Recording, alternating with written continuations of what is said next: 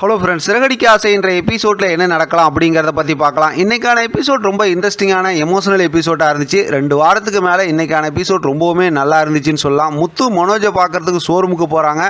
மனோஜ் ரொம்ப கவலையாக ஷோரூமில் உட்காந்துருக்காங்க. இப்போ மனோஜ்கிட்ட முத்து பேசி முடிச்சதுக்கப்புறம் சாப்பாடு வாங்கிட்டு வந்திருக்க விஷயத்த சொல்கிறாங்க. முதல்ல மனோஜ் சாப்பிட வரமாட்டேங்கிறாங்க.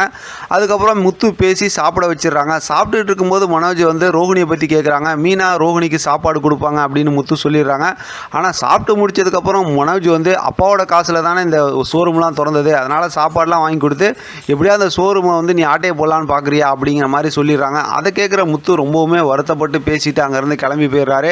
இங்கே ரோஹிணிக்கு மீனா சாப்பாடு கொடுக்குறாங்க. ஆனால் சாப்பாடெலாம் வாங்கி சாப்பிட்டதுக்கப்புறம் ரோஹிணி இருந்துக்கிட்டு எனக்கு இந்த மாதிரி அவமானப்பட்டு அடி வாங்கினதை பார்த்து நீங்கள் இப்போ சந்தோஷப்பட்டுக்கிட்டு இருக்கீங்களே அப்படிங்கிற மாதிரி மீனாவை கேள்வி கேட்டுறாங்க. அதனால் மீனாவும் ரொம்பவுமே வருத்தப்பட்டு ரோஹிணிக்கிட்ட நல்லா பேசி விட்டுறாங்க. ரோஹிணி அந்த விஷயத்துக்கு எதுவும் பதில் சொல்லவே முடியல. வெளியில் வந்ததுக்கப்புறம் விஜயா கேட்குறாங்க, சாப்பாடு கொடுத்தியா, என்னை கேட்காம இது கொடுத்த அப்படி இப்படிங்கிற மாதிரி 2 கத்தி விட்டுறாங்க. இப்போ முத்து வரும்போதே கையில் செருப்பு எடுத்துக்கிட்டே வராரு. மீனாவிட்ட கொடுத்து என்னை அடி அப்படிங்கிறாரு. என்னங்க என்ன விஷயம்னு கேட்கும்போது இந்த மாதிரி மனோஜுக்கு சாப்பாடு வாங்கி கொடுத்தேன், அவன் இந்த மாதிரி என்ன ஒரு கேள்வி கேட்டான்னு சொல்லும்போது மீனா சொல்கிறாங்க, என்னையும் நீங்கள் அடிங்க, நான் இந்த மாதிரி ரோஹிணிக்கு சாப்பாடு கொடுத்தேன், அவங்களும் இந்த மாதிரி என்னை கேள்வி கேட்டாங்க அப்படிங்கிறாங்க. ஆக மொத்தத்தில் அவங்க 2 பேரும் மாறல, அவங்க அதே குணத்தில் தான் இருக்கிறாங்க அப்படிங்கிற மாதிரி பேசிக்கிறாங்க. இப்போ பார்த்தோம் அப்படின்னாக்கா இங்கே மீனாவோட அம்மா இருக்காங்க, சீதா இருக்கிறாங்க, பார்த்தா சத்யா இருக்காங்க, அங்கே மீனாவும் இருக்காங்க. இப்போ நடந்த விஷயத்தெல்லாம் பேசிக்கிட்டு இருக்காங்க. பேசிக்கிட்டு இருக்கும்போது பார்த்தா எல்லாரும் ஒவ்வொருத்தரும் ஒரு விஷயத்த சொல்கிறாங்க. அதாவது ரோஹிணி இந்த மாதிரி செஞ்சது தப்பு தான் அப்படி இப்படிங்கிற மாதிரி. ஆனால் இதுக்கு இடையில பார்த்தோம் அப்படின்னா சத்யா ரோஹிணி ஏற்கனவே சிட்டிக்கிட்ட கடன்லாம் வாங்கினாங்க அப்படிங்கிற விஷயத்த சொல்கிறாங்க. இதை கேள்விப்படும்போது தான் இப்போ மீனாவுக்கு ஒரே அதிர்ச்சியாக இருக்குது.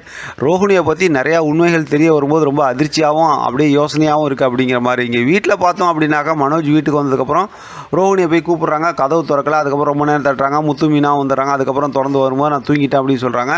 இப்போ ரோஹிணி கிட்ட பேசக்கூடாது அப்படிங்கிற மாதிரி மனோஜை விஜயா அப்படியே தடுத்து வைக்கிறாங்க. ரோஹிணி அந்த பக்கத்து இருக்கிறாங்க. ஆனால் இதெல்லாம் பார்க்குற முத்து அப்படியே யோசிச்சுக்கிட்டு இருக்காரு. அதோட இன்ட்ரெஸ்டிங்காக இன்றைக்கான எபிசோட் முடிச்சிருக்காங்க. அடுத்து என்ன நடக்கும் அப்படிங்கிறது ஏற்கனவே நம்ம ப்ரொமோவில் பார்த்தது தான். மொத்தத்தில் ஸ்டோரியை கொஞ்சம் ஆவரேஜாகவும் எமோஷனலாகவும் ஒரு மாதிரி இன்ட்ரெஸ்டிங்காக கொண்டு போயிட்டு இருக்காங்க. பார்க்கலாம் அடுத்து என்ன நடக்குதுன்னு. இதை பற்றின உங்களோட கருத்து கமெண்ட் பாக்ஸில் தெரியப்படுத்துங்க. தொடர்ந்து ஆதரவு கொடுங்க. தேங்க்யூ ஃப்ரெண்ட், தேங்க்ஸ் ஃபார் வாட்சிங்.